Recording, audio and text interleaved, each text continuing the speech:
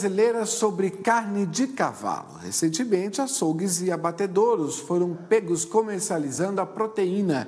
Os recentes casos aí envolvendo a carne de cavalo acendem um debate e as dúvidas sobre o consumo de carne de cavalo, bem como sobre as leis e também cerca do tema.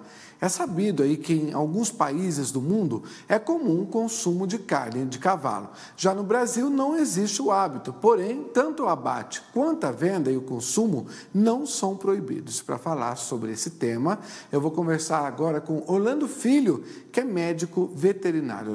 Orlando, boa noite, muito obrigado aqui pela sua presença com a gente.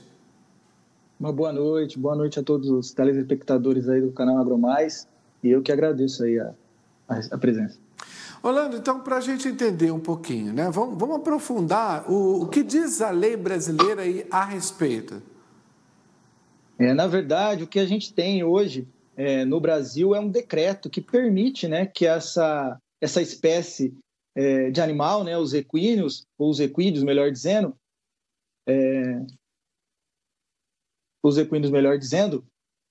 sejam considerados como carne de açougue, né? Ou seja, como produto de origem animal, né, para consumo. O que a gente tem é que a gente não tem esse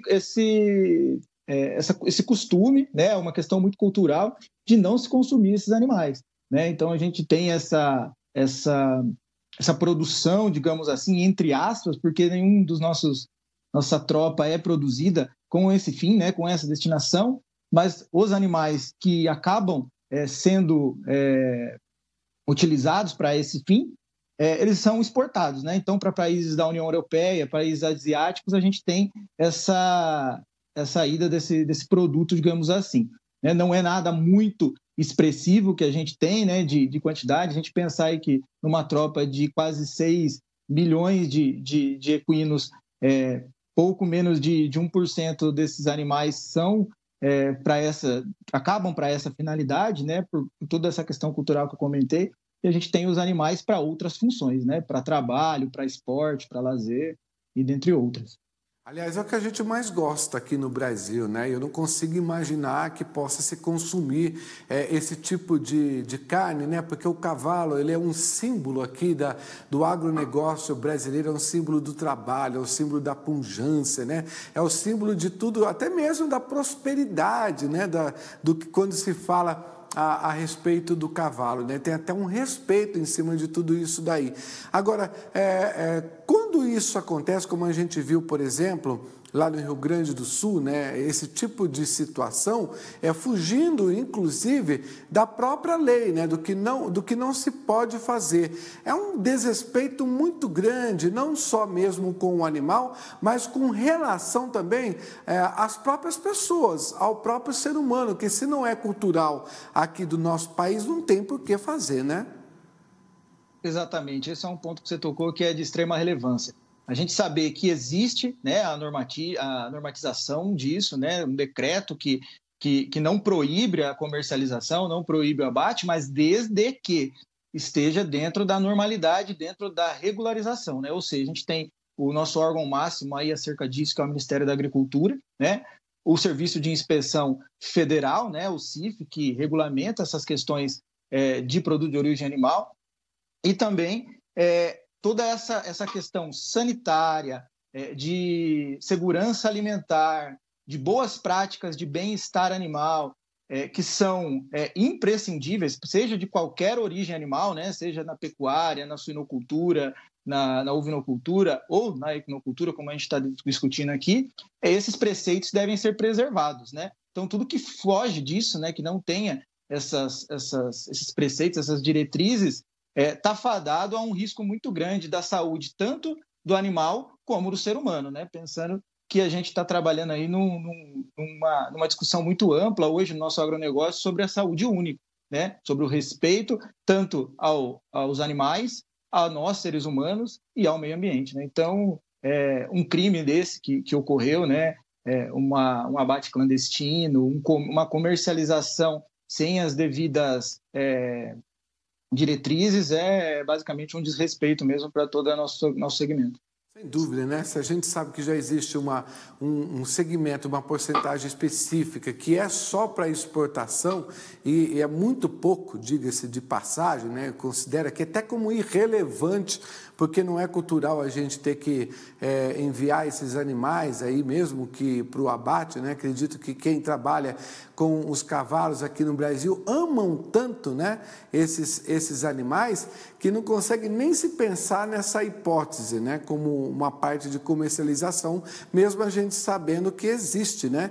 E a gente sabe tão bem também que as associações desses animais, as associações dos equinos aqui no Brasil cuidam tão bem que existem até mesmo programas de bem-estar, ou seja, para que esses cavalos, né, essas éguas, elas tenham um ambiente propício até mesmo para a criação, né?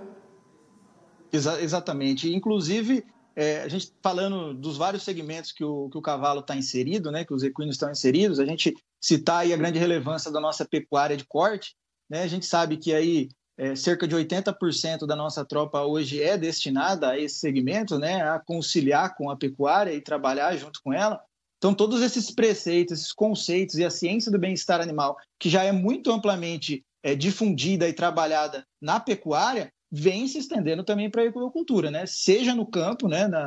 no trabalho, né? Na lida no campo diariamente, ou seja nos que cavalos desenvolvem, como trabalhos terapêuticos, trabalhos envolvendo a ressocialização de pessoas, né? Então, a gente sabe que essa temática, né, do bem-estar animal, da ciência do bem-estar animal trazida para o campo, ela é algo que já se consolidou no nosso segmento e cada vez mais vem crescendo. Então, cenas como essa, situações como essa nos deixam bastante tristes, vamos colocar assim, mas vale aqui ressaltar também a importância, né, da atuação dos órgãos de defesa agropecuária e de veterinária oficial do Estado e do nosso país na atuação de casos como esse. Então, isso é bastante importante para a gente também trazer uma luz acima desse tema aí. Sem dúvida, né? Acho que a fiscalização é o ponto principal, como aconteceu Exato. lá no Rio Grande do Sul, onde a Polícia Civil conseguiu, aí, de uma certa forma, mostrar, né, trazer à tona aquela quadrilha que fazia essa barbaridade com os animais e, de uma certa forma, aí, com as pessoas que, às vezes, consumiam esse tipo de carne sem saber exatamente a origem, né? É uma barbaridade muito grande. Você acredita que ainda a nossa fiscalização ainda ela deixa a desejar? É preciso que os órgãos fiquem mais atentos a essa situação, não só no Rio Grande do Sul, mas em todo o país? Bom, Marcelo, eu concordo na questão de não deixar a desejar, não seria, eu acho que, tão explícito assim, porque a gente sabe também do contingente que os nossos serviços oficiais, aí, os órgãos governamentais têm de déficit, né? Mas eu acho que seria uma atenção assim para nós como sociedade, né? Nós como produtores, como criadores, como técnicos do segmento, de também atuar dessa forma de fiscalização, né? A gente sabe que esse caso aí foi um caso até que foi uma denúncia, né? A gente tem esse relato, então mostra aí a preocupação também de nós como sociedade.